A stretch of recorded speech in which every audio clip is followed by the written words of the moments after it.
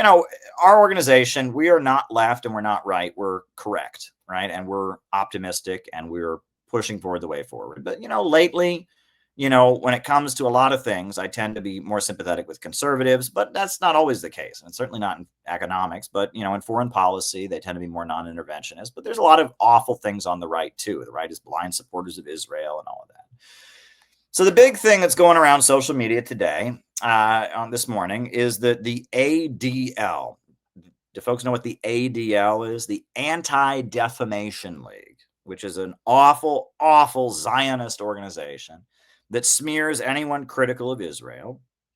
The ADL has listed Charlie Kirk's organization, Turning Points USA, as a hate group. And of course, you can imagine that in the Trump camp, where there tends to be a lot of support for Israel, etc., there's huge anger at the Anti-Defamation League. I think that's a great development. I hate the Anti-Defamation League. They are, they go after Israel critics. They smear people. They're ADL, it's B'nai B'rith, Anti-Defamation League, awful, awful organization. So, on the right, a lot of people are just seething with anger at the Anti-Defamation League. Good. But then I saw this tweet going around and I was just like, oh shit. Like sometimes I just get angry at anti-intellectualism. Keep in mind, I hate the ADL. I'm probably on an ADL list. I think Canary Mission is a website, set up by Zionists, and I'm listed as a anti-Israel person on the website, right?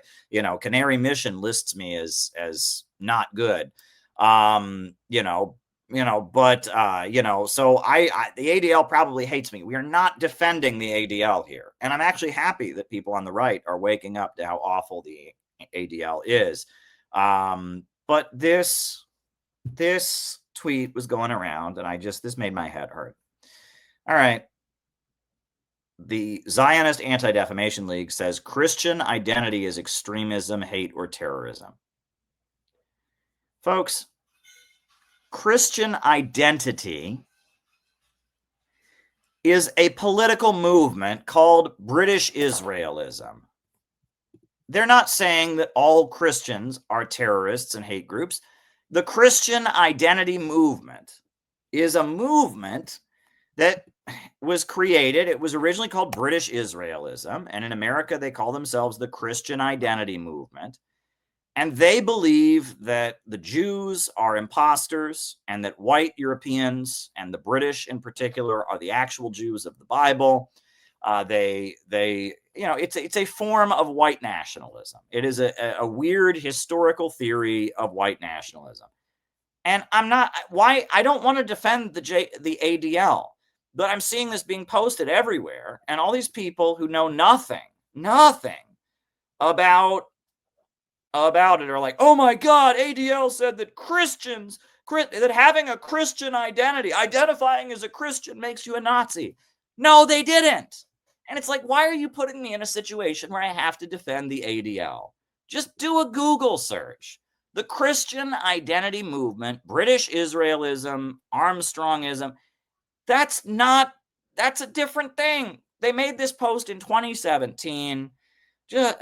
Oh my good, the Christian idea, it just makes my head explode. Why do I have to know stuff, right? I'm the person who actually is interested in this kind of stuff, right? I go and I look up different groups and I know about different forms of white supremacism, right? There's, esoteric Hitlerism. There's one form of white nationalism is a movement that calls itself the Christian Identity Movement, also British Israelism, also Armstrongism.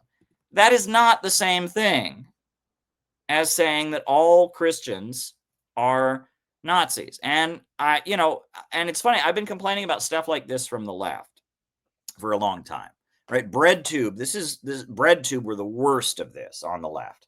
BreadTube, was a political current, the YouTube, and all of their videos were calling people Nazis, reinterpreting things people said to make them bad. And the ADL is bad in a lot of ways, right? And I'm glad that the right is criticizing and breaking with the Anti-Defamation League. That's a good thing. But this post is just dishonest, right? And I saw Matt Gaetz and all kinds of people are tweeting, oh my God. Christian identity and being a Christian are not the same thing, right? Read the Wikipedia page for British Israelism, right? The Christian identity movement is a particular interpretation. It's like a weird racial theory that white Europeans and British people are the actual Jews. That's what British Israelism is. That's what Christian identity is. That's not, and I'm not here to defend the ADL, but it annoys me when people say inaccurate things. It does, right? And I actually care, I actually care about facts and information, and so I'm really annoyed seeing something going around that is not accurate. This is not accurate. And it annoys me to see dishonesty. I think it is very interesting that there is a form of white supremacist ideology that believes that, white people are the 10 lost tribes of Israel or whatever. I think that's interesting. Why are people not interested? Why did somebody was literally just going through the ADL's website and they found that and they're like, aha, screenshot, gotcha. And it's like, there's no interest in learning actual facts, and it annoys me. And the left is just as guilty, if not more guilty of this. So I'm not singling out the right. I am not singling out the right on this point, but it's an example of this kind of internet-brained hate culture, right? And it's like, yes, British Israelism, to call British Israelism a form of white supremacy is not the same as saying that every person who identifies as a Christian is a white supremacist. That's not what the ADL was saying in that case. Now, what they said about Turning Points USA, I understand that people are angry, and ADL is an awful, awful group in many, many ways. Like, I'm listed as on the Canary Mission. I see someone posted. I'm actually listed on their page as as being anti-Israel, and the ADL cancels and goes after anyone who criticizes Israel. But that post is not referring to that. And I guess I'm repeating myself because these kind of things annoy me. They annoy me, and what annoys me is the lack of curiosity, right? The lack of curiosity. There's often a very interesting story, and people that are just playing a game of political demonization aren't interested in what the story is. And there's many examples of this that I see where it's like, I'm very interested in politics. I'm very interested in world history. I actually take this seriously. And I see people say wildly inaccurate things because it's politically expedient. Great example. Years ago, I'm still on the email list of Media Matters for America, this like liberal think tank that criticizes media. And at the time, I was much more in line with them because this was the time of the early Obama administration, and they were criticizing Bush and the Iraq War. And I got an email that they sent out, and it was the top 10 lies of the right wing. And one of the things it listed was FEMA camps. And then it said, Alex Jones and right-wing people are claiming that there are these FEMA camps where Americans could be placed in a time of national emergency. No camps ever existed. This is just something they made up. Well, I immediately went, no, there's something called the what is it called? The Registration Act, the McCarran Internal Security Act, right? The McCarran Internal Security Act of 1950, and it's actually a really interesting story. It's actually a very, very interesting story. In 1950, the U.S. government passed a law that enabled the U.S. Department of Justice to make a list of 2 million people that were considered subversives, and in a national emergency, put them in prison camps. And if you read the McCarran Internal Security Act of 1950, it's all about communists. And if the, Media Matters or the Southern Poverty Law Center or whoever wanted to refute this, they should pull it up and say, well, this law did exist, and it was to target communists. And they did build the camps, but, the Supreme Court overturned it. And there was even a law repealing it in 1971, the Non-Detention Act, because they were afraid Richard Nixon might use it against his political opponents. So Congress passed the Non-Detention Act and basically repealed it. But if you just say no such law ever existed, all somebody has to do is Google it Yes, there was a law to create concentration camps to put people in a national emergency. You can't just say that, right? You can't just say that no such law ever existed. And if you want to refute Alex Jones, show that it was about communists. It wasn't against gun owners or libertarians. It was against communists. Show that it was overturned. Show that they passed the Non-Detention Act in 1971. Show that the Supreme Court said it was unconstitutional. But don't just say, oh, no such law has ever existed, because it's politically expedient. But there's a reason they did that, right? It's like this fear of having bigger conversations. This fear of having bigger conversations, this fear of knowing things, right? And that is what grinds my gears, right? The ADL is awful, but they're not awful because they listed the Christian identity movement, which is British Israelism, as a form of white nationalism, because British Israelism is that. They're awful because they smear people that criticize Israel. They're being probably very insensitive in light of the murder of Charlie Kirk, but facts exist for a reason. But somebody who's one of these over-socialized people, that's what we're going to talk about tonight, over-socialization. One of these over-socialized people doesn't want to have that conversation, right? They're not interested in what Christian identity actually is and British Israelism. And no, they don't want to have a bigger conversation. They just want to point fingers and mobilize people to point fingers. And that is a big problem in our politics. People don't take this seriously. It's just fandom. What team are you on? Are you on the red team or are you on the blue team? And if you're on the blue team, anything that you can throw at the red team is fair game. And why do any research? Why learn? And why ask big questions about why the world works? We just want to throw things at the red team and get more internet famous for throwing things at the red team. And if we're on the blue team, all we want to do, if we're on the red team, all we want to do is throw things at the blue team. And we don't care about facts and information and all of that. We just want to throw things at the other team. Well, I'm here to tell you that FEMA camps actually did exist, and there was a law called the McCarran Internal Security Act, and that Christian identity doesn't refer to all Christians. It refers to a specific form of white nationalist ideology that believes that the British people are the actual Jews, and these facts actually matter. These facts actually matter.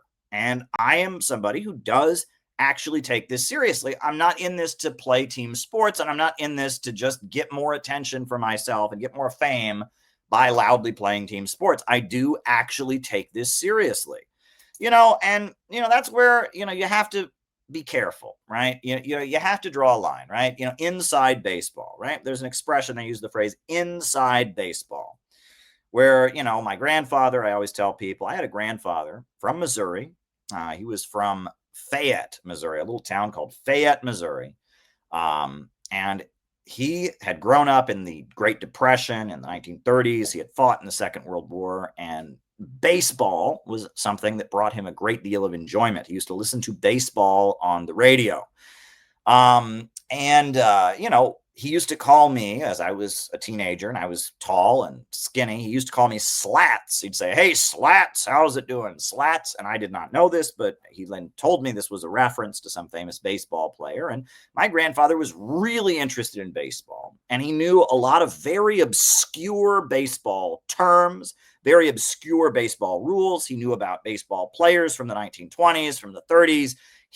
He had big stacks of books on the history of baseball. He was a very, very, very niche guy who knew a huge amount about baseball. And if you sat my grandfather down with another very intense baseball fan, they would start talking, and pretty soon you'd have no idea what they were talking about. They'd be talking about obscure players and obscure rules and all kinds of stuff that, those of us that are not that into baseball, we don't know about, right? And that one thing I struggle to do, because I take what I do very, very seriously, is I don't want to make my writing and my streams, I don't want to make them inside baseball. I want people to be able to come on these streams, and maybe, they're not, intensely interested in the history of communism like I am, maybe, but I just want them to be able to engage, right? And how do you teach complex ideas and explain complex things, but make them accessible, right? And that's something I think that all of us who take this very seriously struggle with. People who don't take this seriously would never bother to learn. They don't care. But those of us who do take it seriously, we have to get into the nitty gritty. And getting into the nitty gritty often can be a little bit of a rabbit hole where you can lose the ability to explain it to the people. I mean, lately I've been laughing about this clip, but I like to listen to. There's a pastor from years ago, and I just enjoy his sermons. I don't agree with him. I don't follow his particular religious interpretation, but he would get very fired up about inside baseball among fundamentalist Christians, and this clip always makes me laugh.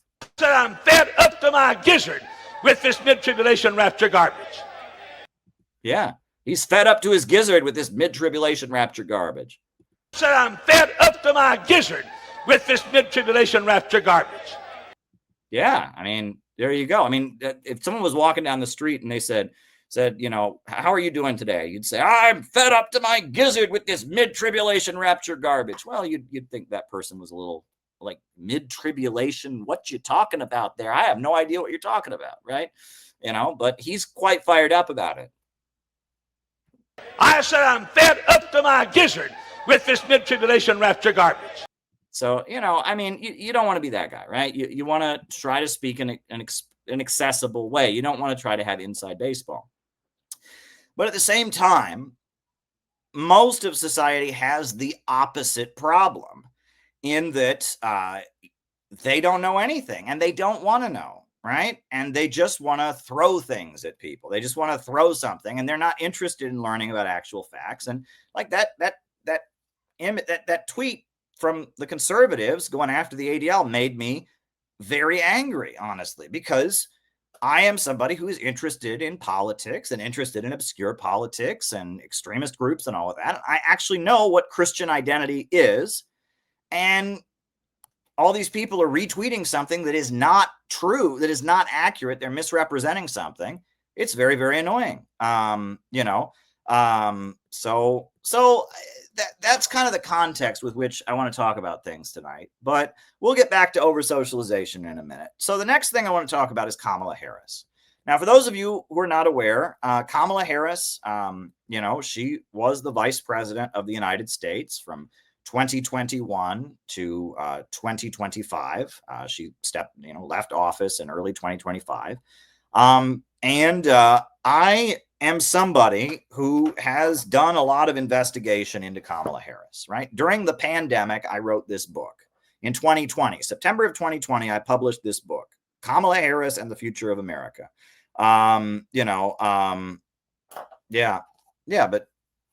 I saw someone claim that COINTELPRO locked her up. Her conviction had nothing to do with COINTELPRO, and the FBI was the state police, but nobody cares. Yeah, exactly, right? It's like people say inaccurate things, and then if you say, well, that's not accurate, it's annoying. But anyway, Kamala Harris, during the election, this book was banned from Amazon. On the day that Kamala Harris became the Democratic Party nominee, this book that had been in print and for sale for 4 years. It sold a couple hundred copies, but not much. They banned it from Amazon on the day that she was the nominee. And that created a chain reaction. And this book exploded in popularity. As of now, it is my top selling book. It has sold thousands of copies. After they banned it from Amazon, I put it up on Lulu and I sold like over couple thousand copies there. I put it on Gumroad, the electronic version. People were buying it from there. Then Amazon restored it and it kept selling. This book, it broke some records, and I'm quite proud of it. And, we used the book long before the 2020 election. We used the book in our documentary. We made a CPI film. Peter Coffin is very, very skilled at filmmaking. We made a CPI film, and we used the book as kind of the basis. And this is the clip from the film, because it's not just about Kamala Harris. It's about where Kamala Harris came from. And so this is from my the film. Peter Coffin made the film, but this is me explaining explaining the origin story of Kamala Harris. What's bizarre is she's trying to frame herself as Miss Black Lives Matter, when in reality Kamala Harris was the queen of mass incarceration. Kevin Cooper was hours away from receiving lethal injection. Hours away from it. His lawyers asked that DNA evidence be acquired. in order to make sure he was actually guilty of the crime. And Kamala Harris's office tried to prevent DNA evidence from being acquired. They wanted Kevin Cooper to be executed, but the governor of California disagreed. They acquired DNA evidence, and the execution was stopped. The New York Times tells us that she feels really bad about it, for whatever that means. And people can also recall that while she was head of the California State Attorney General's office, over 1,000 people were locked up for smoking marijuana. She presided over jailing a lot of people. And on top of that, the drug labs in the state of California that were being used by the police were turning up false positive results.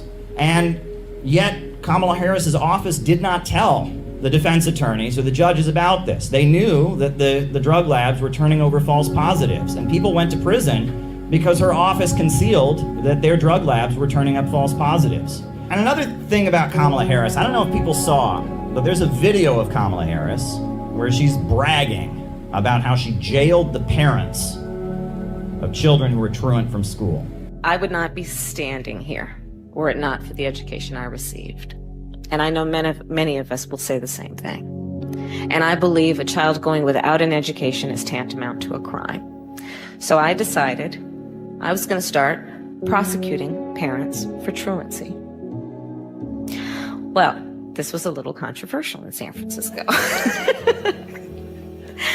And frankly, my staff went bananas. They were very concerned because we didn't know at the time whether I was going to have an opponent in my re-election race. But I said, look, I'm done. This is a serious issue, and I've got a little political capital, and I'm going to spend some of it. Have you seen the clip? And she gets up there, and it's the same kind of thing. She's giggling. Yes, I had the idea that we could lock up parents who are truant from school. You know, I wouldn't be anywhere in my life if it weren't for my education, and so not giving a child their education is a crime, and so I jailed parents, and she's giggling about it. It's just so great.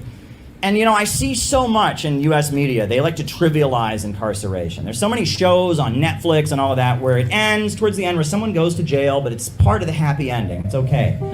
And they don't seem to realize what that means. You know, when one member of a family, when a father or a mother goes to prison, or a brother or a sister, it hurts the entire family. And when Kamala Harris is up there giggling about, oh, you know, I locked up these parents because their kids weren't in school. You know, yeah, kids need to be in school. When kids aren't getting to school, it's a problem. But the worst thing you could do is then throw their parents in jail. That's not going to help the situation in any conceivable way. But when she's joking about it, and she's laughing about it, Kamala Harris, she says, what did she say? She said, well, I wouldn't be anywhere if it wasn't for my education. It's about her. The big line when she was calling out Joe Biden, when she was trying to contend with Joe Biden in the presidential election, what did she shout at Joe Biden? She shouted, that little girl was me! You know, there was a little girl in California who was part of the second class to integrate her public schools. And she was bused to school every day. And that little girl was me. And then her campaign started churning out T-shirts with the face of 10-year-old Kamala Harris on them. Do you remember this? Yes. It's almost like she wants us to vote for her because she was once a 10-year-old child. I mean, that's what it sounds like. What's particularly interesting is, you remember when Barack Obama was running for president. We knew everything about Barack Obama. We knew all about Barack Obama's pastor. We knew about Barack Obama's father from Kenya. We knew the school he went to in Indonesia. But Kamala Harris, barely anybody knows anything about Kamala Harris. Well, Kamala Harris's mother, who's now deceased, was from India, was a cancer researcher. And Kamala Harris's father, Donald Harris, was a Marxist economist and is a Marxist economist, a professor at Stanford University. He was an advisor to the government of Michael Manley in Jamaica. And he and Kamala are estranged from one another.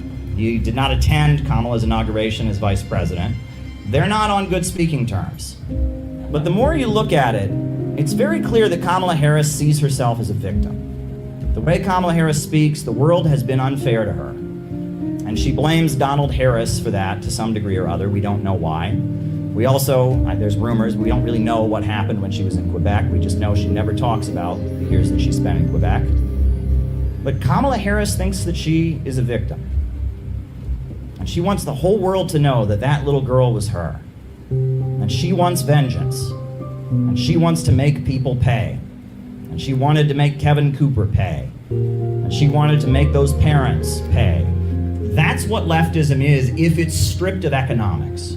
If it's stripped of class struggle, if it's stripped of a desire to have the people rise up and control the means of production, if it's just anger, if it's just revenge, it's just a call for destruction, a call for rebellion, that's what Kamala Harris is.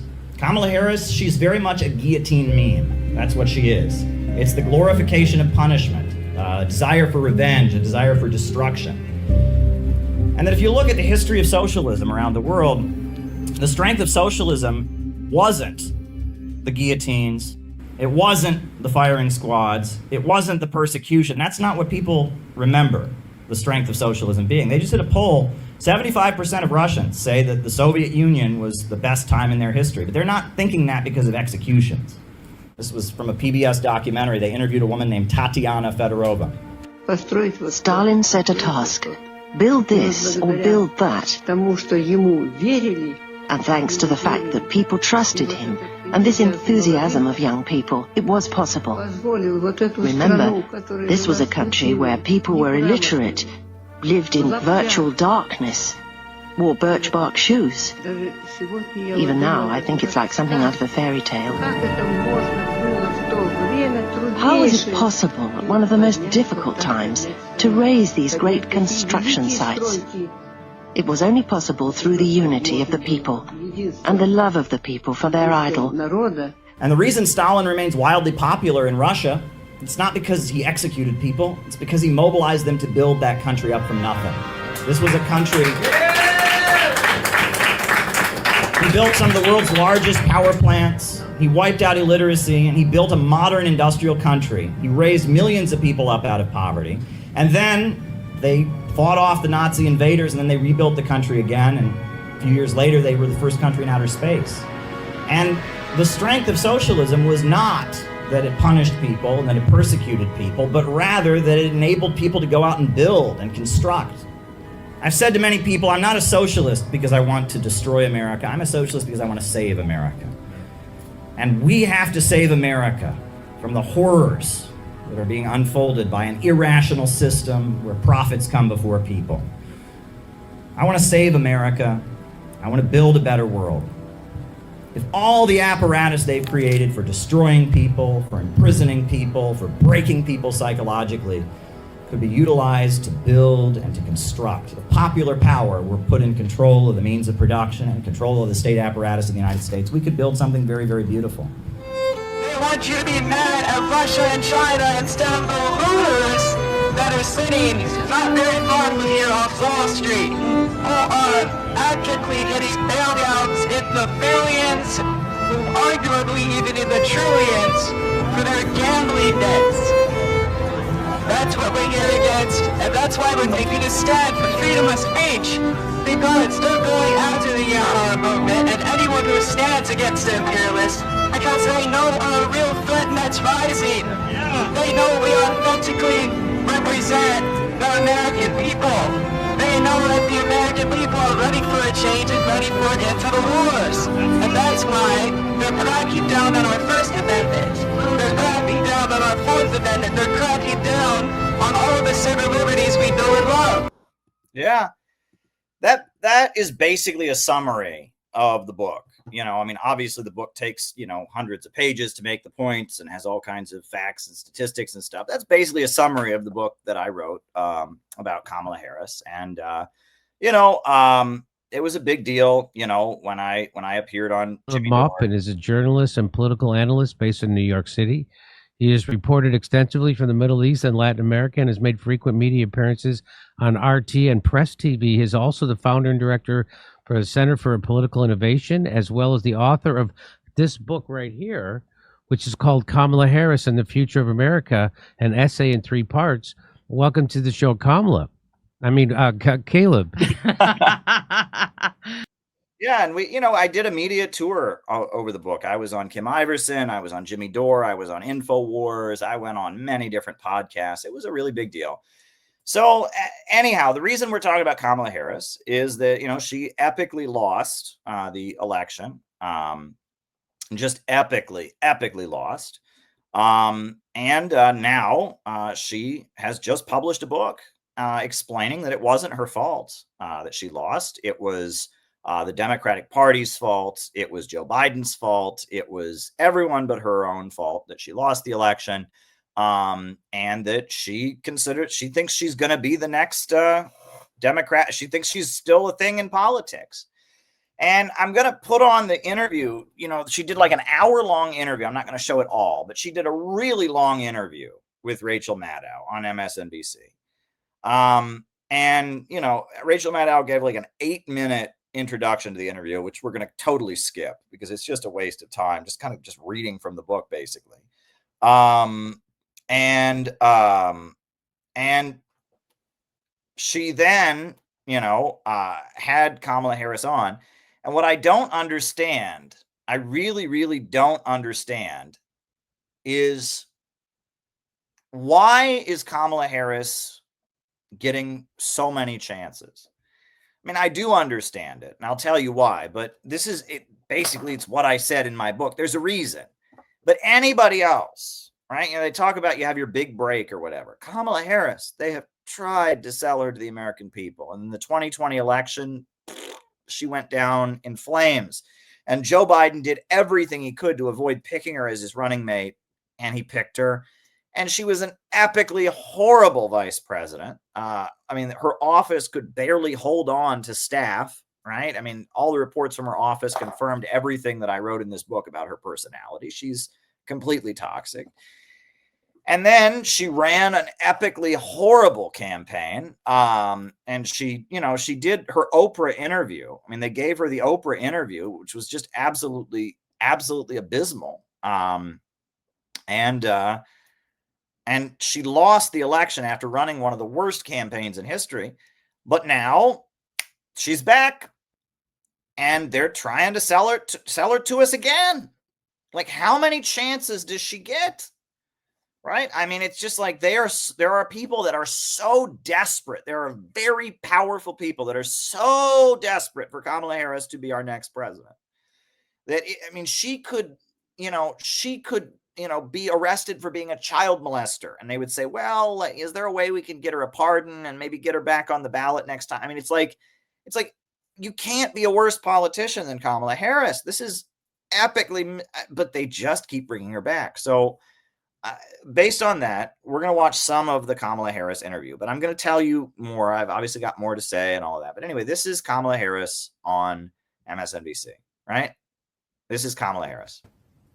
Joining us now for her first news interview since the election is former Vice President Kamala Harris. Madam Vice President, thank you. Thank you, Rachel. It's good to see you. It's good to be here. It's weird to talk about you with you sitting here and me pretending you're not here. Oh, it was awkward for me, too. It's okay.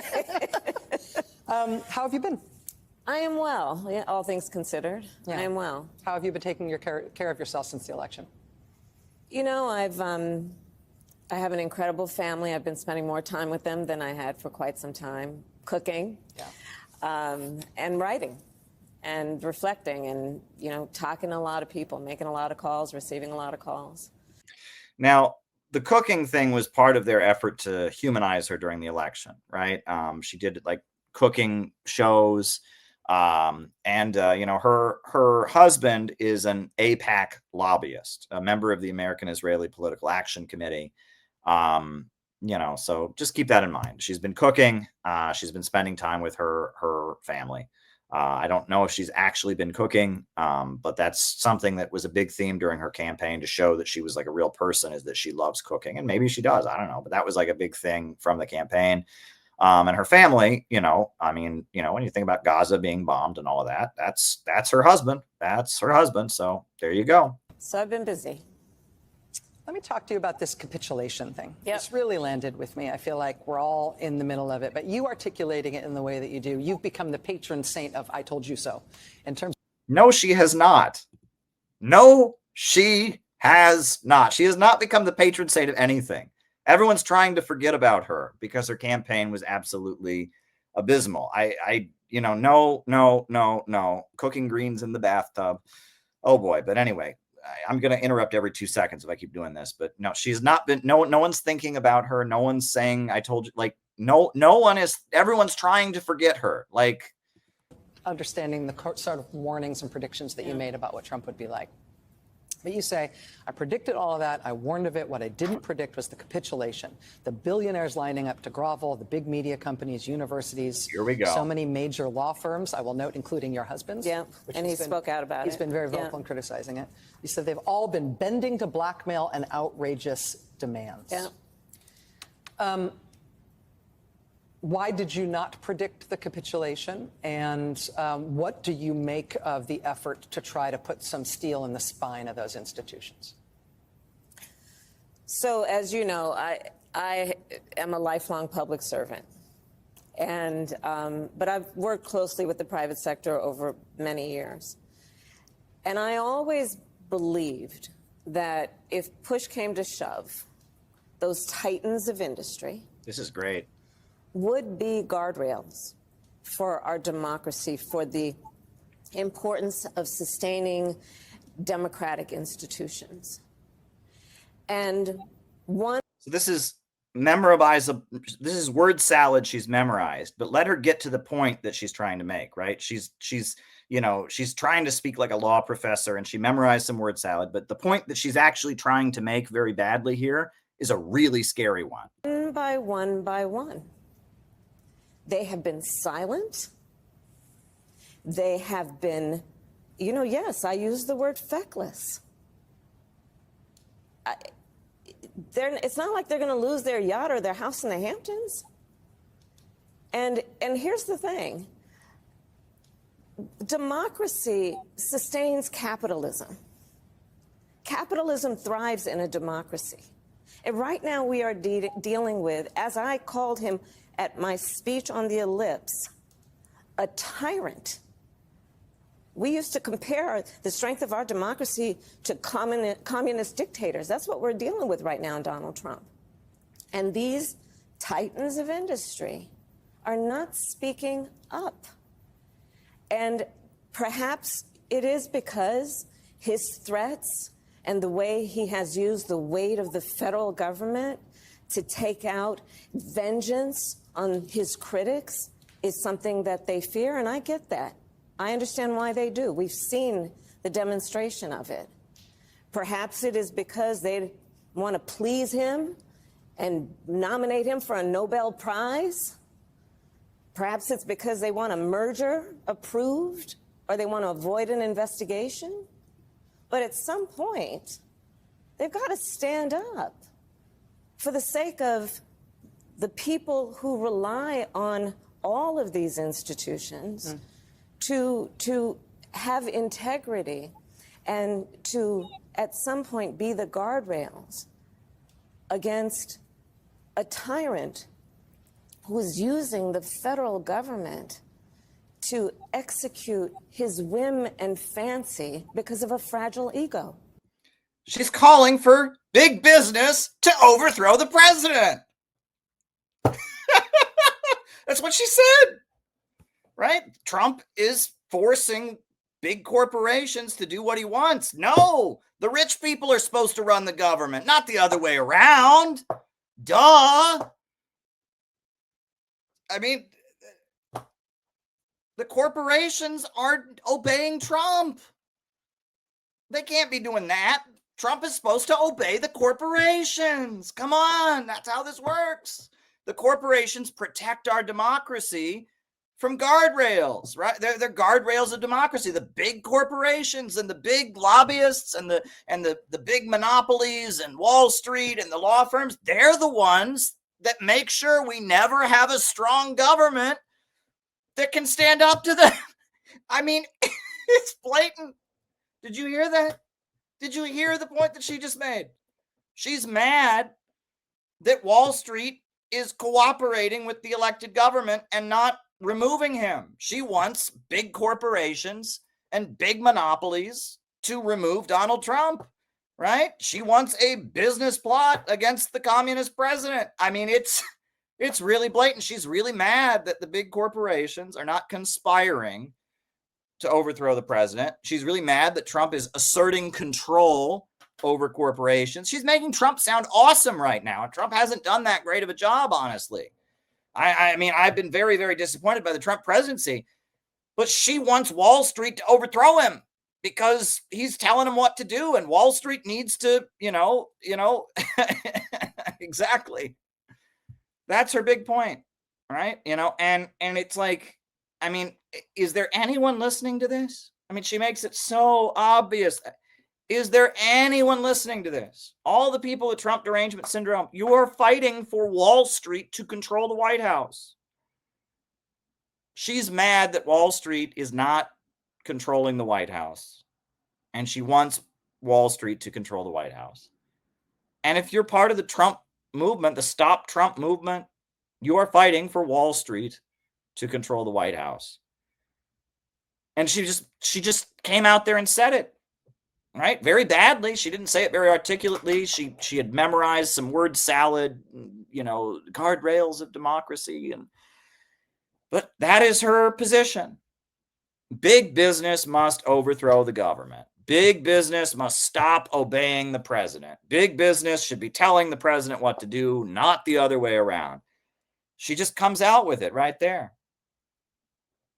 I mean, I've never heard it so blatantly stated. But let's continue. I know that your parents took you to protests in a stroller when you were a little kid, before you were literally able to be there to walk, and that you've talked about the civil rights movement. And it. Yeah, and she doesn't speak to her father. Her father denounced her campaign, and is estranged from her. Her father's a Marxist economist who taught at Stanford University, lost custody to her as a child, and he now lives in Jamaica. He's retired to Jamaica, and he and Kamala don't get along with each other. And he denounced her presidential campaign when she made jokes about, Jamaicans smoking weed. And he completely, can't stand that she became a prosecutor. And, her parents took her to protest in a stroller. Yeah, there's a lot more to the story, which I wrote about in the book, which no one else bothers to write about, but we continue. Moral legacy being part of your moral core. Yes.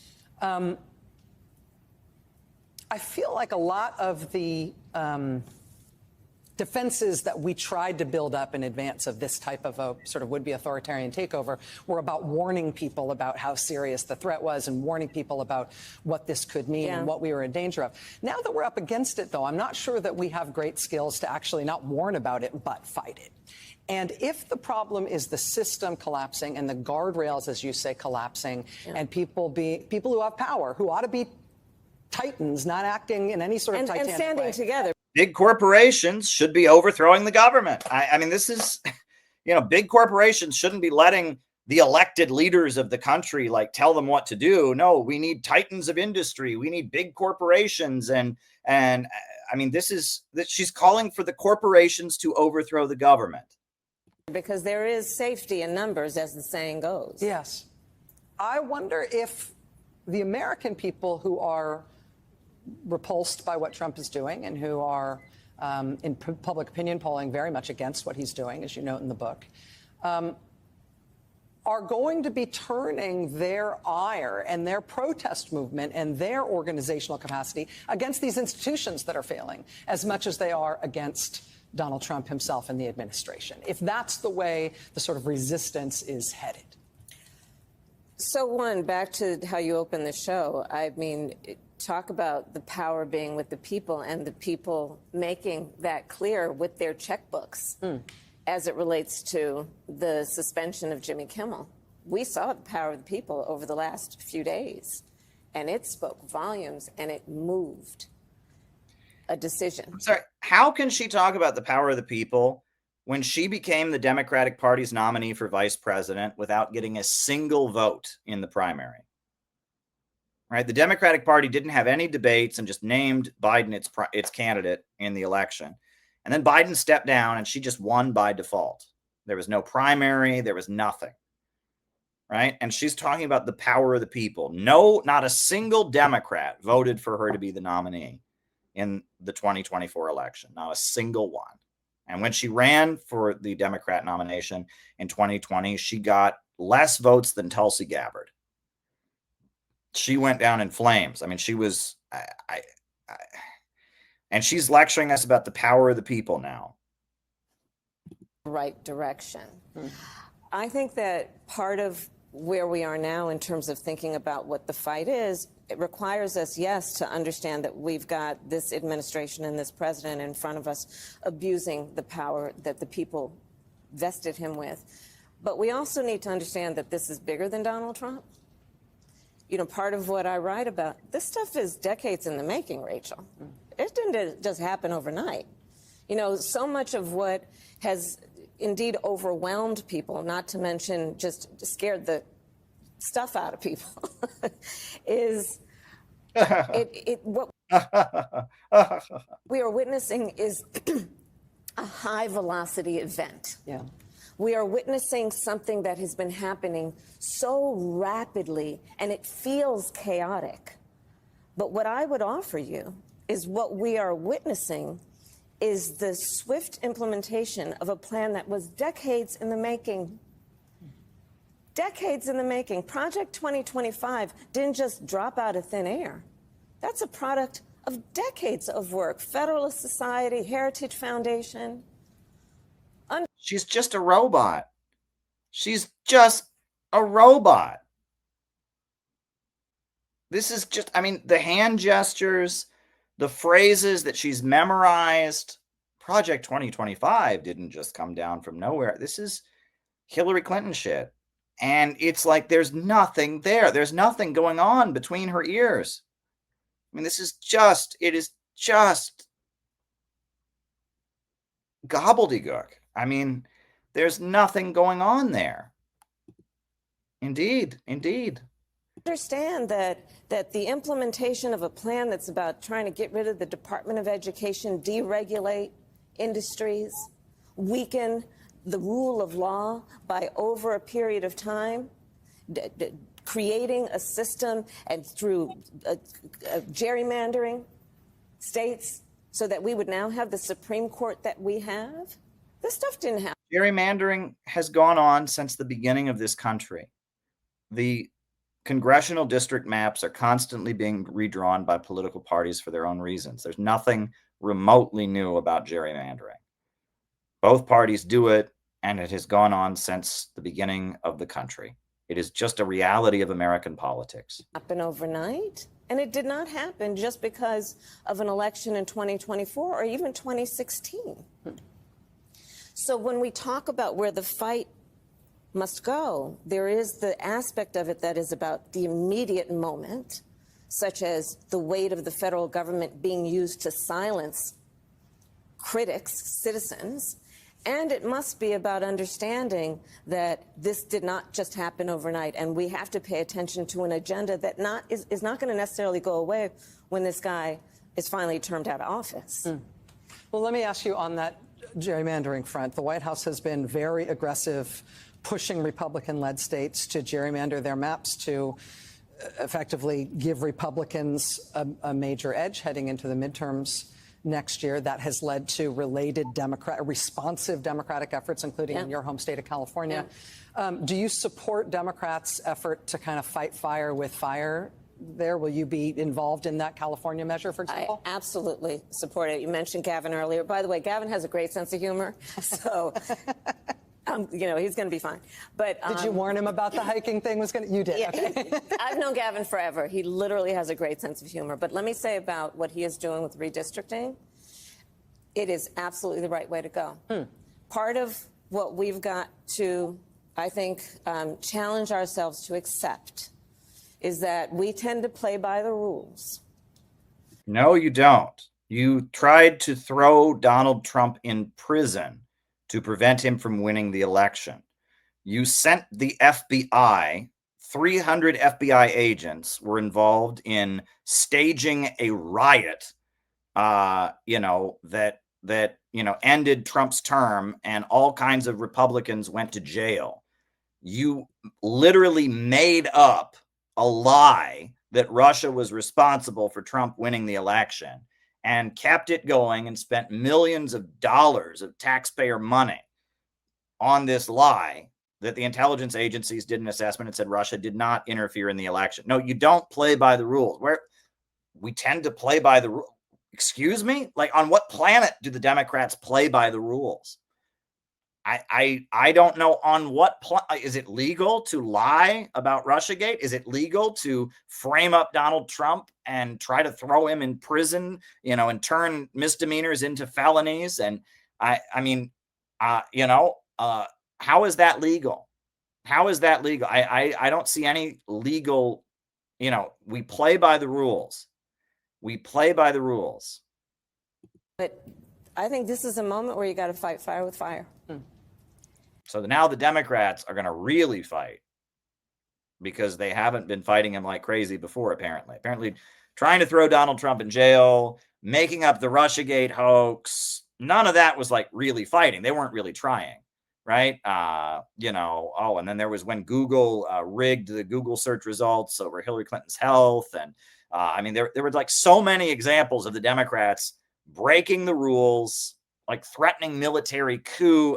I mean, the FBI covering up the Hunter Biden laptop story. But apparently they got to fight fire. They got to start being tough now. They've just been so nice until then.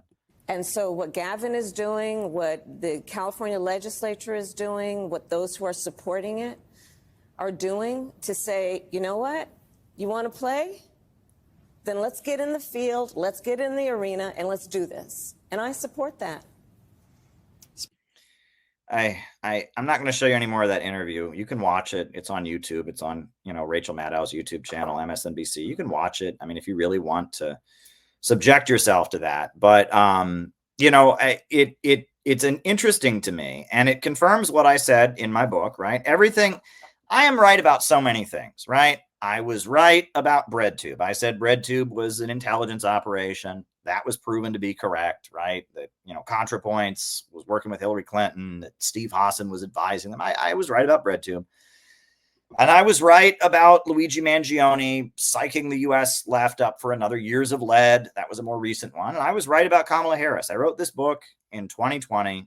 And as she became vice president, all the rumors and people coming out of her office said, oh my God, the verbal abuse and the meltdowns, and she refuses to prep for her interviews and screams and yells at her staff. And, no one wants to work with Harris people in Washington, D.C. on Capitol Hill because they're all toxic. And everything I wrote in this book is totally confirmed. And it's the fact that they're still floating her out there. They're still giving her another chance. They still want to try and see if they can somehow maneuver to get her into the White House again.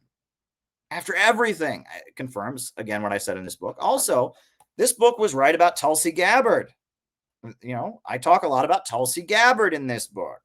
And now Tulsi Gabbard is our intelligence director. And I talked about how Tulsi Gabbard represents a faction within the Pentagon that is opposed to, what the intelligence agencies are doing. And I was right about Tulsi Gabbard. Read chapter 3 of this book, The Geopolitical Stage. And I talk about why Tulsi Gabbard used her limited time on the debate stage to go after Kamala Harris. I know what I'm talking about. I was right about Kamala in this book. I was right about Tulsi Gabbard, our current intelligence director in this book. I tend to know what I'm talking about. But regardless, tonight I wanted to use this whole situation, right? We talked about the internet and people not caring about facts. Then we talked about Kamala the robot and all of that.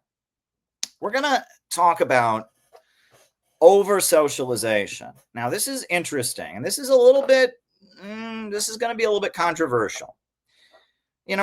A bad person, if that exists, right? As a Christian, I don't believe there are any good people. None of us live up to the expectation, right? All of us have committed great transgressions, and none of us are good enough. So there are no good people, right? We are all sinners. We are all flawed.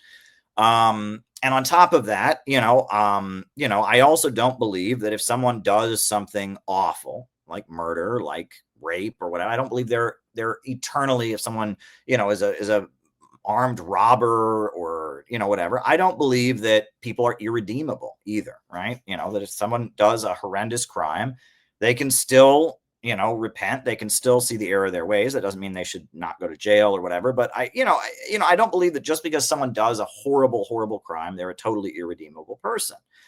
That said, Ted Kaczynski, the Unabomber, not a good dude, right? And his manifesto that he wrote is really, really fucked up and crazy. It's a degrowth manifesto, right? The Unabomber, he was a terrorist in the 1970s, 80s, and 90s. He was a guy who sent a bunch of letter bombs to people and killed them. And the FBI eventually caught him. It took him decades to finally catch the guy.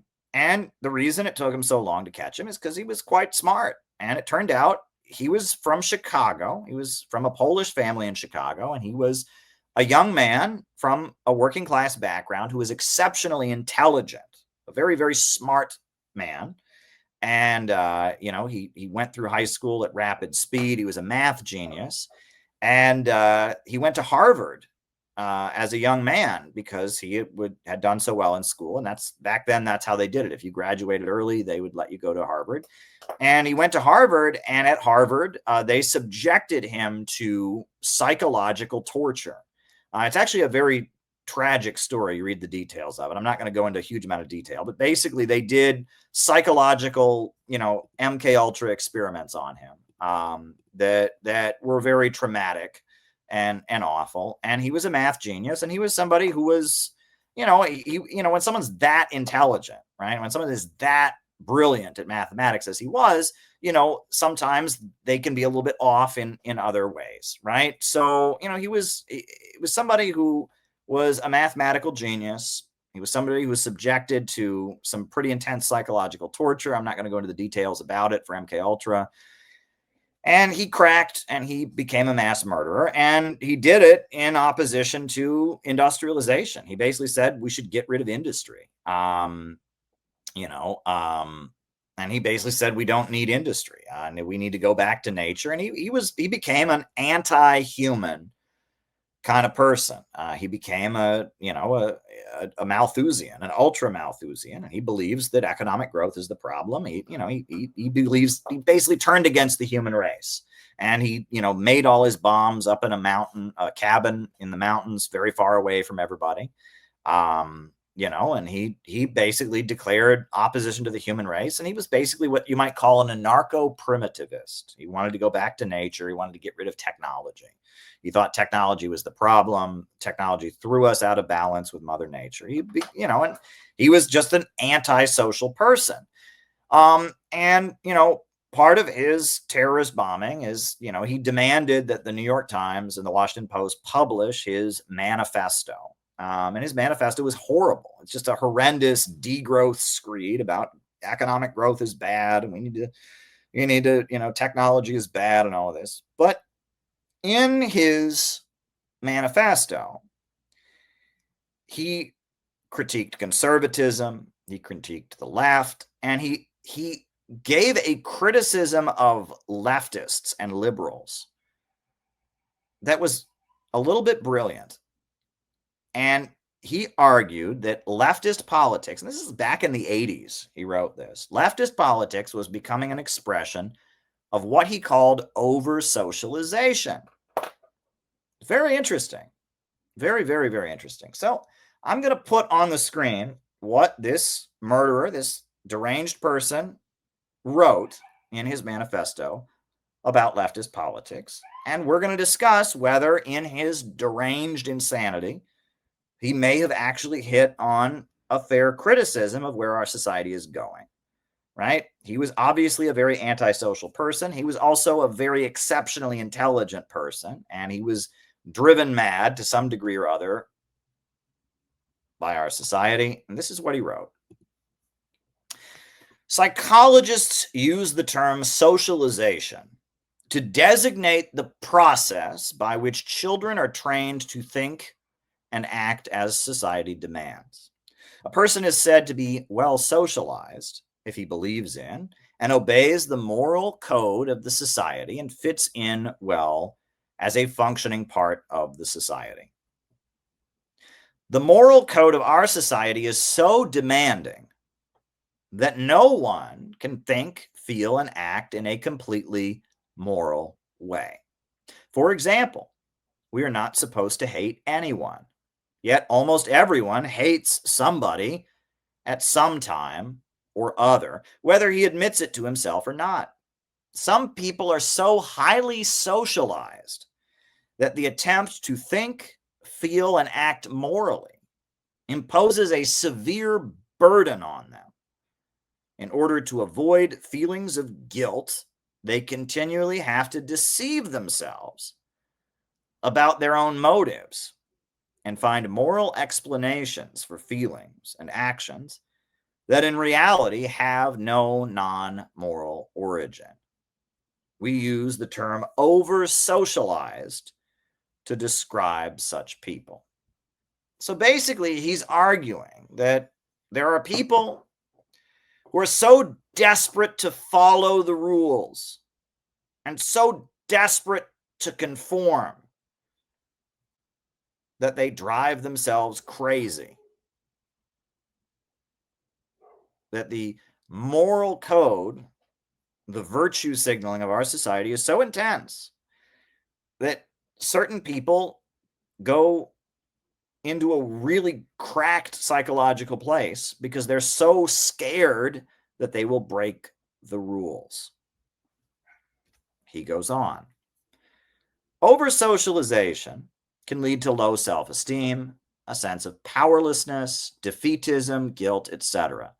One of the most important means by which our society socializes children is by making them feel ashamed of behavior or speech that is contrary to society's expectations. All right, and that's actually very interesting, right? It used to be that, children were controlled with physical violence. Now it's very much a game of like, we're gonna reward you for doing good, and we're gonna make you full of shame for doing bad. And, we're going to play psychological games, with young children in order to, good people think this way, bad people think this way, right? And is that really healthier, right? Is it really healthier if we're messing with our kids' minds that much, right? If we're, but anyway, he continues, right? The majority of people engage in a significant amount of naughty behavior. They lie, they commit petty thefts, they break traffic laws, they goof off at work, they hate someone, they say spiteful things, or they use some underhanded trick to get ahead of the other guy. The over-socialized person cannot do these things. Or if he does them, he generates in himself a sense of shame and self-hatred. The over-socialized person cannot even experience without guilt thoughts or feelings that are contrary to the accepted morality. He cannot think unclean thoughts. And socialization is not just a matter of morality. We are socialized to conform to many norms of behavior that do not fall under the heading of morality. Thus, the over-socialized person is kept on a psychological leash and spends his life running on rails that society has laid down for him. In many over-socialized people, this results in a sense of constraint and powerlessness that can be severe hardship. We suggest that over-socialization is among the more serious cruelties that human beings inflict on one another. He's saying that basically there's some people who get into this trap of must not think, and they're constantly trying to think the right thoughts, but they constantly have impulses and feelings that go contrary to what they're told they must think. What must not think. And it causes them to have a huge amount of despair and guilt and shame and anxiety because they're constantly going, I must think the right thought. And they can't do it, right? That they just continue to think bad thoughts. We argue that a very important and influential segment of the modern left is over-socialized, and that their over-socialization is of great importance in determining the direction of modern leftism. Leftists of the over-socialized type tend to be intellectuals or members of the upper class. Notice that university intellectuals constitute the most highly socialized segment of our society, and also the most left-wing segment. The leftists of the over-socialized type tries to get off his psychological leash and assert his autonomy by rebelling. But he is not strong enough to rebel against the most basic values of our society. Let me say that again. The leftist of the over-socialized type tries to get off his psychological leash and assert his autonomy by rebelling. But usually he is not strong enough to rebel against the most basic values of society. Generally speaking, the goal of today's leftists are not in conflict with the accepted moral principle or the accepted morality. On the contrary, the left takes an accepted moral principle and adopts it as its own and accuses mainstream society of violating that principle. Wokeness. All right, leftism used to be synonymous with wanting the working class to rise up and seize control of the means of production. Oh, no. That would mean questioning the main values of our society. Now leftism is we as a society have decided that we're against racism. And so all these people have said, you know what? We're so against racism, we're going to accuse the government of being racist. And they're not, poor people. They're not, low-income people. They are wealthy people, white people at the top of society.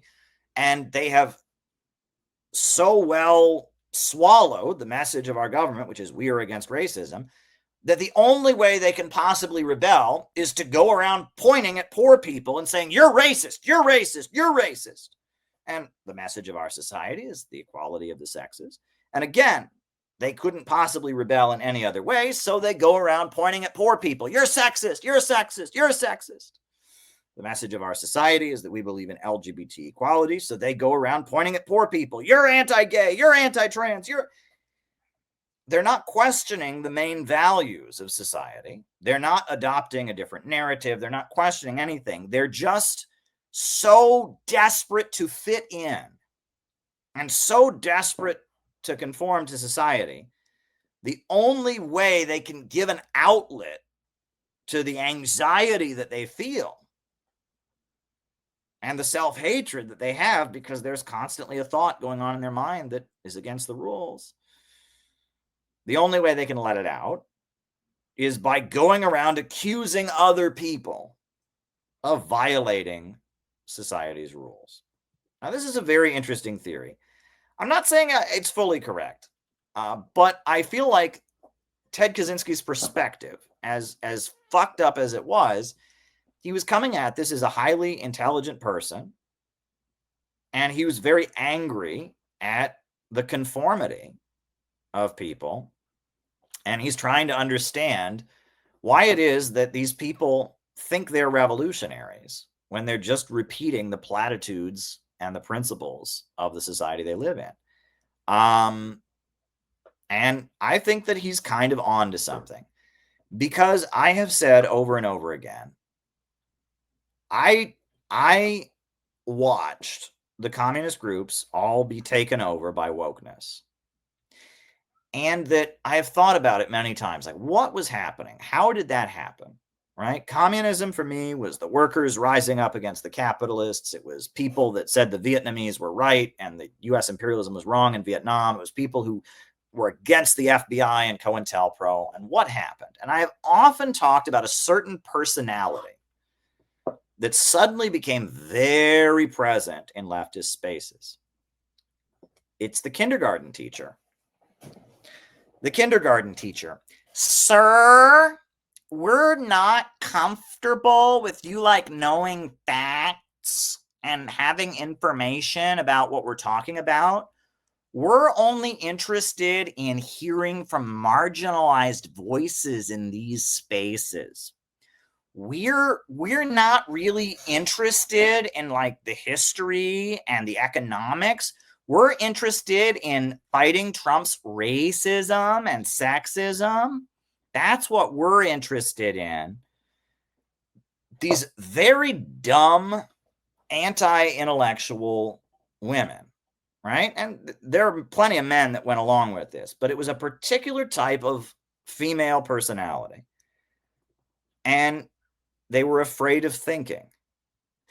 It's the kindergarten teacher who really wants to make everyone draw inside the lines. And they're really mad at the kid who draws outside the lines because he's not following the rules. Johnny, we draw inside the lines here, okay?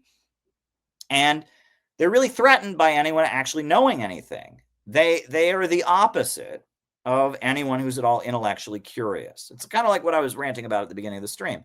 They don't want to know. They're not interested in learning anything.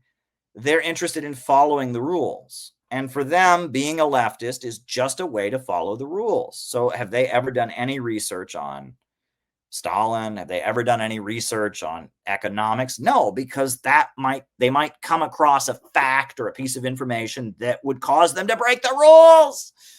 And for them, being a leftist is just about following the rules and showing everyone how much they're following the rules and looking for people who are breaking those rules and they can call them out, right? And it's a particularly toxic personality. But pretty much every communist group in America is run by these people. And if you don't believe me, I've brought actual video evidence. I've sat on this for a while. When this video came out, I probably overreacted. It wasn't the worst thing I've ever done. I've made mistakes before, but looking back on it, when this video came out, it somehow got to, it came up in my feed or whatever, and I watched it and I just seethed with anger. I just was so angry. And the reason I was angry is because I've dealt with these people and I've spent my life studying Marxism and studying Marxism-Leninism and all of this. And to see this big socialist group, this was the Party for Socialism and Liberation. This was their response to Lenin's 100th birthday, or the 100th anniversary of Lenin's death. They decided to put out this video on the 100th anniversary of Lenin's death. And it was three people who have never read Lenin, or if they have, they have never thought about it or seriously engaged with any of these ideas. And at the time, I left comments under the video that are still there, and PSL gave me their response. Shut up, white man. You're white. Oh, right. Oh, Caleb can't stand to see women of color talking. That was all they had. They had nasty things about my personal life and, oh, you're a sex pervert, you're all this. That's all they had was to come back at me. And they also then said, and you're just mad that women of color are talking. Well, no, I'm not mad that women of color are talking. I know many brilliant women of color. There are many brilliant women of color out there. These three are not. But these are the people. And what bothered me, right? I guess, right, is I already hate PSL. We all know that I can't stand PSL. But what bothered me was that PSL is a very large socialist group. They've got a few hundred members. That's big for a communist group in America. Kind of sad, isn't it? But they got a few hundred members. And this video is still one of the latest videos on their feed, right? It's been well over a year since it came out. They don't have that many videos on their YouTube channel. And of all the people in their organization they could have had come together and make this video, of all the people, this is the three people they picked, right? This is who PSL thinks are the great thinkers of our time. This is what PSL thinks is a brilliant, and you read the comments, PSL members thought it was amazing. PSL members were like, wow, this is the best thing ever. So I've cut it down. And I'm just going to show you, like, this is why I cannot stand the left anymore. Like, I don't know what the hell this is, but, and if anyone is watching this and you're really serious about anti-imperialism, you're really serious about stopping World War III, fighting for working families, if you're really thinking about joining the PSL, keep in mind, this is who PSL thinks should be in charge. This is who PSL thinks should be doing their socialist education. This is who PSL thinks should be their leaders. This is who PSL wants in charge. This is who you will be scared of if you join PSL. This is who will be in charge of you. Hey everybody, my name is Rachel. I'm a member and organizer with the Party for Socialism and Liberation in Boston. I'm here today with two fellow organizers in the PSL, Gabby from Philly. Give it up for Philly. Philly. And Mia from New York City. And, you know, this week we are honoring Lenin in what is 100 years after his passing in 1924. And we just really want to have a conversation about Lenin, about Leninism, right? Because, you know, as we're in the streets right now for Palestine, as more and more young people are turning to socialism as the answer to some of these crises that we are experiencing under capitalism in the United States and across the world, it is so important that even 100 years plus after Lenin's passing, that we need to understand how important his contributions were to the movement. Let's get into it a little bit. Every issue, no matter what it was, I'm like, oh, look who it is emceeing, who's calling this demo, who's speaking on the mic and speaking the most facts. It was members of the PSL. It was just a consistent thread. And also, I think it's interesting because when I was on campus, maybe y'all might have experienced this, there's always those little socialism tables, and it's like white dudes. And I'm like, this has nothing to do with me. Yeah. So first of all, right there, the reason that she joined PSL, because they were like always on the mic talking about stuff. And then there were those socialism tables and they're like white dudes. And so she wasn't interested in that. Yeah, right there, right. So, you know, I mean, is it possible that like somebody with a white skin complexion might have a book that's like of interest to you? You know, I mean, right there, right? You know, Lenin was a white dude, you know, but it's like she's such a I don't even know what do you want to call her? I don't know what to call her. I'm not going to call her any names. But she couldn't look at a socialist table because the guy working at it was white. It was because if white men have a literature table about something, it is therefore not good. But PSL, they were just amazing because they were on the bullhorns talking about liberal shit at rallies, right? Literally all PSL does is have rallies around liberal stuff. So they were not interested in any of those like books and facts and information because that's like white dude. But PSL, they were like on the bullhorn at rallies. And okay, right. So right there. So she was not interested in communism. She was not interested in economics. She was not interested in theory because that's like white dude. Okay. But PSL, they were like on the mic talking about like how abortion is awesome. And she was interested. Okay, continue.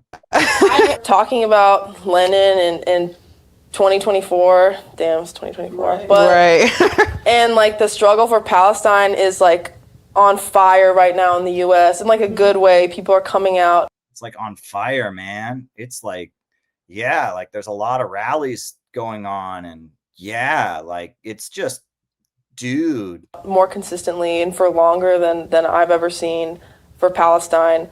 Lenin has so much relevancy for people like us whose families come from like the periphery, like the third world, who like people who struggle and are under the boot of US imperialism every day in like such a real sense that, you know, working class people in the US are also under the boot of US imperialism, but like, you know, like my mom or like even my dad's family, like I'm half Japanese. And I just think about. Yeah, Japan is an imperialist country.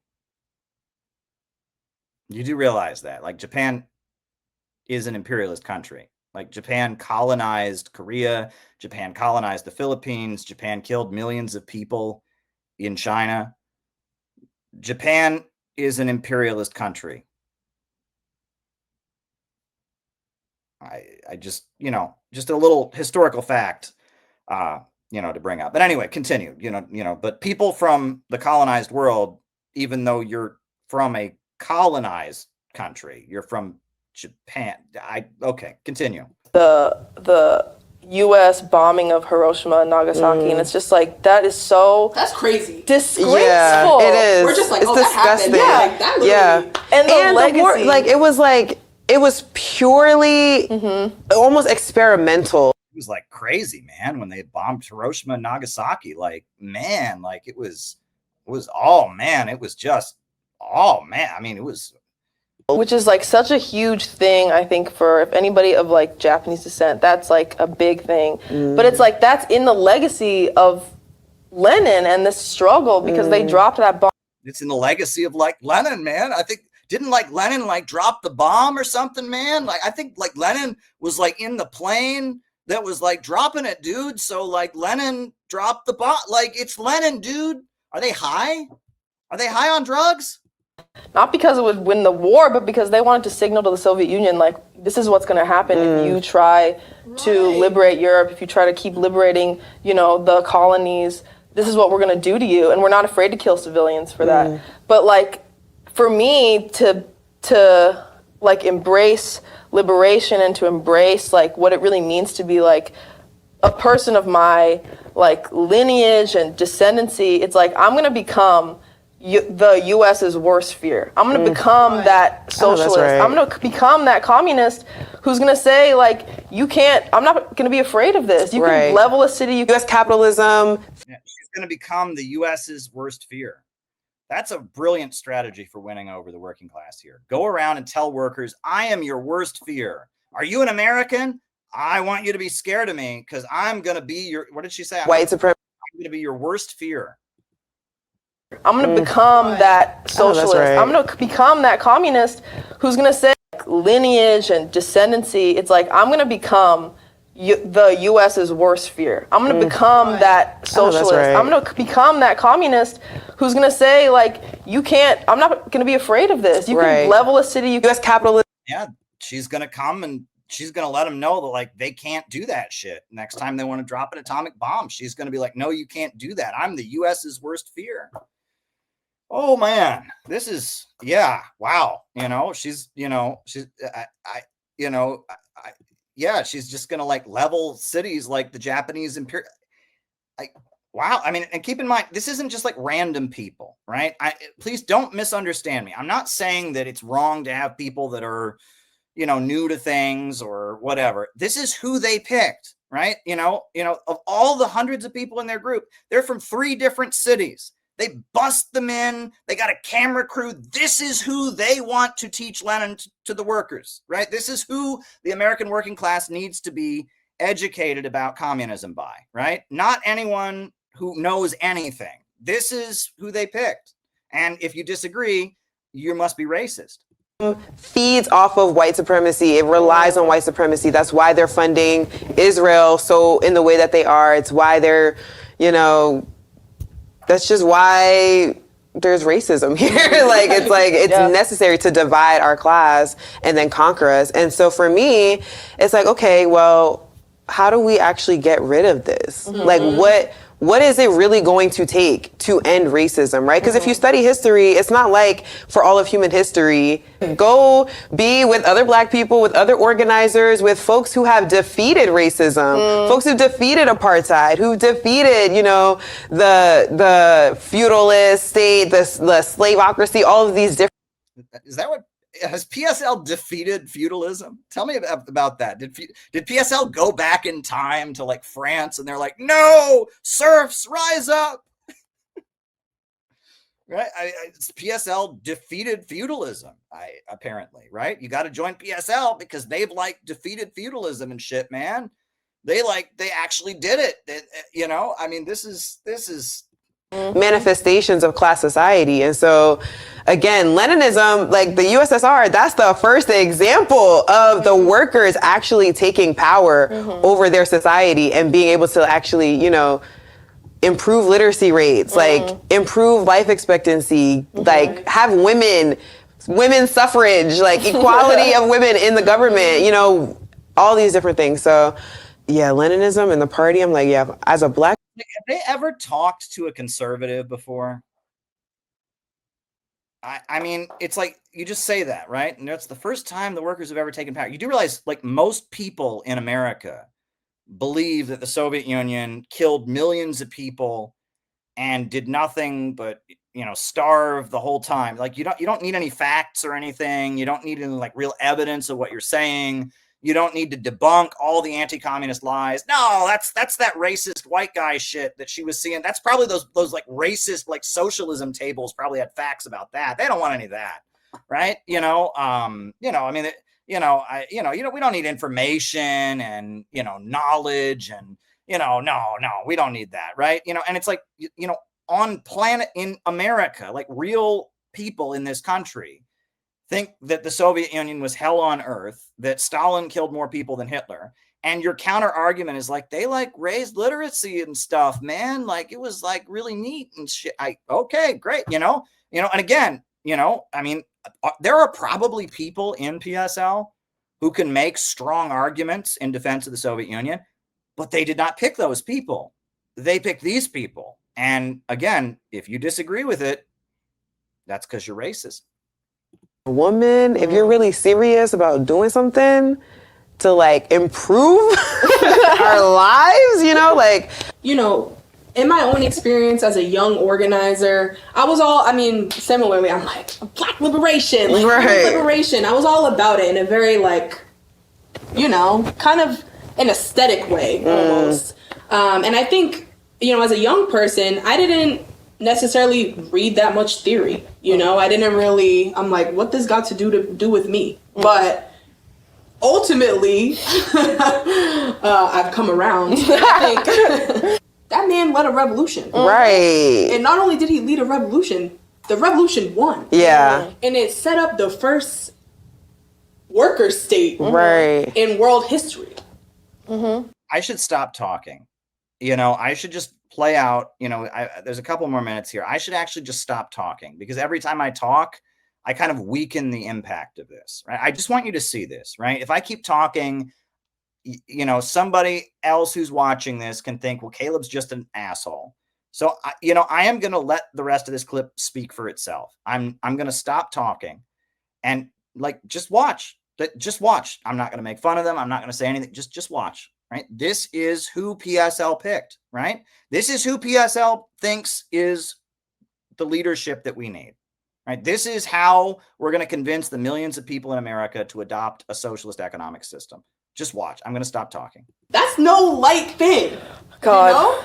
Read Lenin and be like, oh, I saw whatever. Like I know exactly what he was saying, whatever. And it's like, no, you don't. And I feel like most people who do that usually are not even organizing. Literally. Like they're not in the streets. They're not, talking to people, doing outreach, having meetings, there's all these strategic questions that people aren't having, but you can read Lenin out of context and all of a sudden you just have the answers. Exactly. If it was that easy, then why wouldn't we have socialism already? That's literally insane. That's what you think, literally.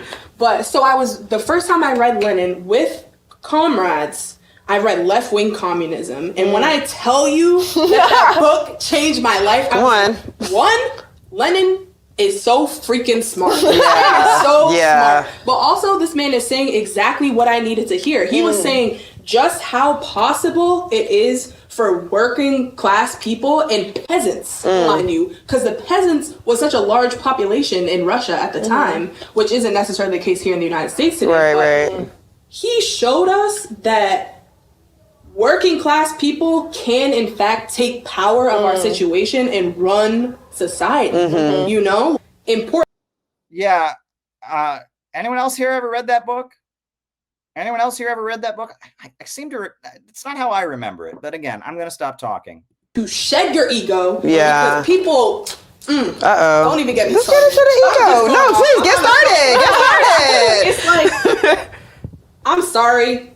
I'm actually not sorry. Right. But this decentralized, we just need to decentralize and we just need non-hierarchical. What'd you say? Non-hierarchical? Yeah, the non-hierarchical girlies. Whatever. I tell you to read Tyranny of Structurelessness. It's also changed my life. But in the context of trying to fight imperialism and build socialism, it's not just about feeling good, right? It's about, and it's not even just about being right or having the best idea. It's about how do you actually apply correct ideas to where the people are going and where they're at and what their conditions are, then you have no way of being in touch with them. And we saw that with COVID, we saw that with the George Floyd uprising, and with Palestine now, a democratic centralist party can pivot and meet the people where they're at, which is like the essence of organizing. Yeah, I feel like democratic centralism for me is like, first of all, it strengthens the organizing so much because for me, it breeds trust. I feel like democratic centralism for me has been foundational to the trust that I have in my comrades and in the party. Because it's like, I know if I have feelings about something, if I don't like the way something is happening, I'm gonna just tell people, like, why were you late for this? Like, why, like, you know, like, why are we doing X, Y, why are we, setting up this event in this way instead of this way? Why are we having these speakers? Like, where's the visuals? What's going on with X, Y? Like, where's the communication? You said you're gonna be here at this time with these materials and you didn't do that. What happened? And I can raise those questions. I didn't realize you need democratic centralism to complain about anything, right? Apparently, if you don't have democratic centralism, you can't complain. But with democratic centralism, you can complain if something doesn't go your way. You can raise your concerns. Apparently in no other organization, in no non-democratic centralist organization can anyone ever complain about things. It's funny, in Center for Political Innovation, we don't practice democratic centralism. And I've noticed a lot of people complain about things when people don't like what happens, but I don't know how that works. I mean, they need democratic centralism, man. Oh man, I don't know, man. Like I mean, now you know why I hate the left so much, right? You see me on here night after night talking about all this stuff, taking it seriously, but apparently I should have just, I just need to, and that was just highlights, right? I mean, I could have made you sit through, they did that for an entire hour. And I mean, it's infuriating to me as somebody who takes this seriously, that like, why in the world would a group that, that is supposedly a Marxist-Leninist party trying to build socialism, why in the world would they present themselves in that manner? And I will tell you, first of all, it's over-socialization. Right? For them, being a socialist or a communist means you're really against racism, which we're already against in this country. It merely means you're really against sexism. You're really pro-LGBT. And for them, it is just an organization through which they can carry out their over-socialization, right? They can point at people and say, you're sexist, you're racist, so it's that. But another thing about PSL, and I cannot make this point enough, right? And this is a really important point, not just in relation to PSL. And I made this point on Jamarl Thomas's show this morning, that organizing a serious revolutionary movement, you have what's called a transitional program. PSL, on the other hand, has what is called a minimum maximum program, right? And I will bring the quotes this time. I didn't realize the conversation was going to go there with Jamarl, but now I'm here and I've got the quotes for you. That PSL, their 2024 election platform, it consisted of two types of demands. One type of demand was what you would call a maximum demand or a maximum program. And their maximum program was incoherent shit, stuff that has no real meaning, right? And I will show you. Hold on. All right, I've got the quotations here. I will show you. It is stuff that doesn't mean anything. It is stuff that is abstract, theoretical, podium pounding. And that was what they included as their maximum in their election campaign. Their election platform, it consisted of, right, total reorganization of the economy in a way that guarantees everyone in society will have their basic needs met. What does that mean?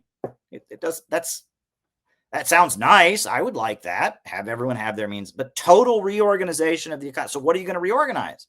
No, it's just podium pounding, right? Their platform included, we want to turn the social order upside down and topple those who have all the money and power but do none of the work. Okay, that sounds good, but what does that mean? It doesn't mean anything. It's just podium pounding, right?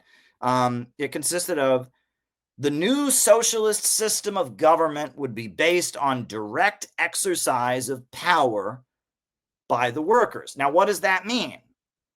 What does that actually mean? I don't know.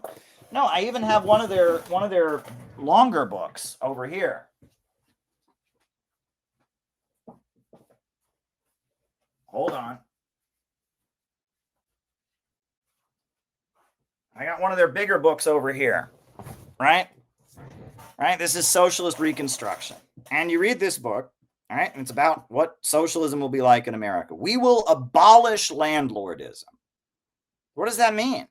Right? How are you going to abolish landlordism? Right? We will uproot and eradicate racism. How are you going to do that? How are you going to uproot and eradicate racism? It's like they have a magic wand and they're going to go around after the revolution and they're going to make things disappear. You know, racism, bing, gone. Landlordism, bing, gone. Inequality, bing, gone. It's nonsense. It doesn't mean anything. It is a maximum program that has no real application. And that's half of what their election platform was. It was just podium pounding. We hate rich people. We're going to build a new society. We're going to abolish racism. Bing. Abolish sexism. Bing. Abolish landlords. Bing. Okay. So then after that, in addition to their maximum program, they have the minimum program. What is the minimum program? The minimum program is things that Joe Biden is already doing.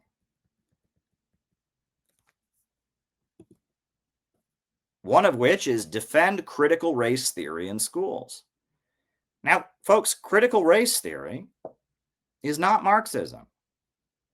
Critical race theory is directly contrary to what W.E.B. Du Bois and Fred Hampton and the Black Panthers taught. Critical race theory rejects the understanding that the abolition of slavery benefited all working people in America. Critical race theory presents that white workers in the South benefited from slavery, when in reality they did not. They were competing with people who worked for free. They had horrendously low conditions. Critical race theory presents the labor movement as inherently bad because of the racism in the labor movement. Critical race theory is not Marxism, but defend critical race theory is part of their platform. Another part of their platform, the part of their platform that grinded my gears the most, was this. This is a direct quote. Fossil fuel corporations should immediately be taken over by the public and repurposed to generate renewable energy. Now, you'll notice there's a key phrase there. Immediately. Fossil fuel corporations should immediately be taken over by the public and repurposed to generate renewable energy. Also, they oppose nuclear power. So nuclear power is not an option. Now, if you immediately took every coal power plant in America, every oil burning power plant, every fossil fuel power plant in America, and immediately, not gradually over time, but immediately made it a windmill or a solar panel, we would be lucky if we had 50% of the electrification in America.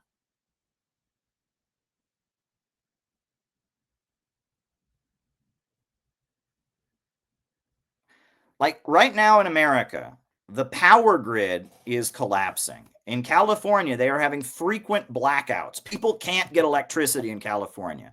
In Texas, 2 years ago or 3 years ago now, the power grid collapsed and hundreds of people died because they were cold in the winter because the power grid collapsed.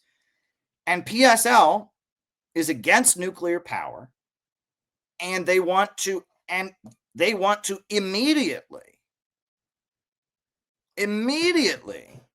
take every coal power plant in America and every oil power plant in America and immediately make it a windmill or a solar panel, not a nuclear plant, because they're against that. That's like big, scary man stuff, nuclear power. And I mean, that's called the Green New Deal, right? That's what AOC wants to do. That's what Bernie Sanders wants to do. It's called the Green New Deal. And it would be an absolute nightmare. Working people in America need electricity. Our power plants are falling apart because our government is spending so much money on wars and tanks and bombs. And PSL wants to further take apart the power grid. Like, think about this. They want to take apart our power grid. And have they read anything about the history of communism? Did Stalin build power plants all over the USSR? He built the world's largest power plant, the Dnieper Dam. China has the biggest power plant in the world, the Three Gorges Dam. I mean, Gaddafi built the great man-made river, the world's largest irrigation system. But these people, they want to take apart. What would that mean for the working class to not have electricity? To not have electricity because Gabby or whatever her name is, thinks that electricity is racist. I mean, that's insane. And that was their platform. I just read to you. They want to take away electricity from working people. It's not enough that people died in Texas. It's not because the power grid collapsed. It's not enough that they're having blackouts all over California. No, it needs to be total. Get rid of all of the fossil fuels in America.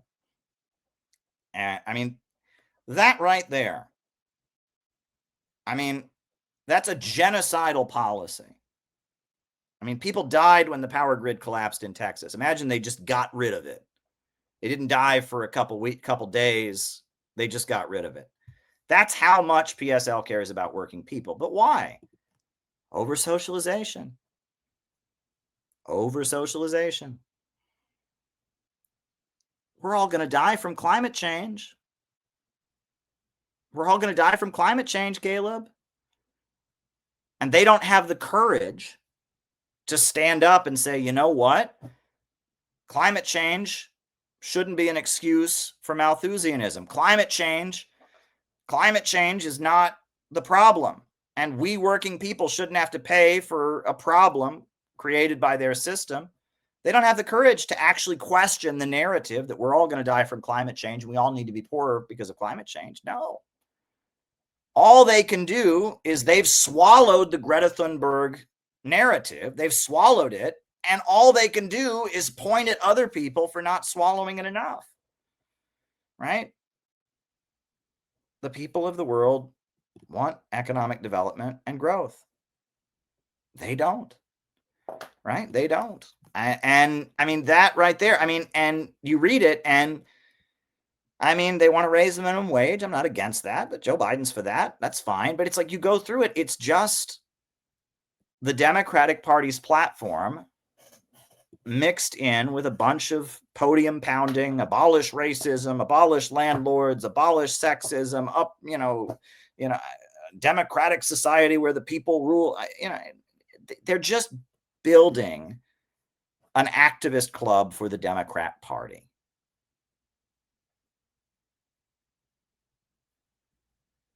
Okay? And that's really all that PSL is. It is a counter gang that the Democrat Party uses to run their rallies. And the only reason they talk about socialism and all that is to recruit people. And then they use those people to stage drive-out Trump rallies, to stage abortion rallies, to stage Palestine rallies to help the Democrat Party. Right? And we need to understand that. And the reason that they had that horrendous podcast I just played for you about Lenin is because the last thing that they want anyone in the group to do is think. Because if they think and they actually read what Lenin wrote, they would realize that helping Wall Street overthrow Trump is probably not in the interests of the international working class. And they don't want you thinking that. And if you come around and start to look like you know a little bit too much, they're going to get rid of you really fast. Right? They want over-socialized people who will do what they say.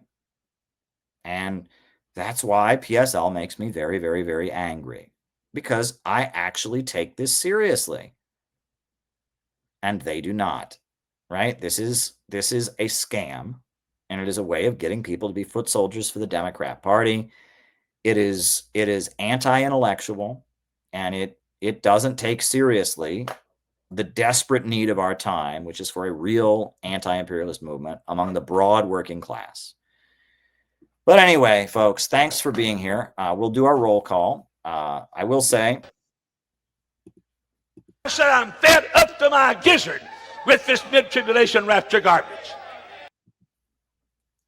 one more time.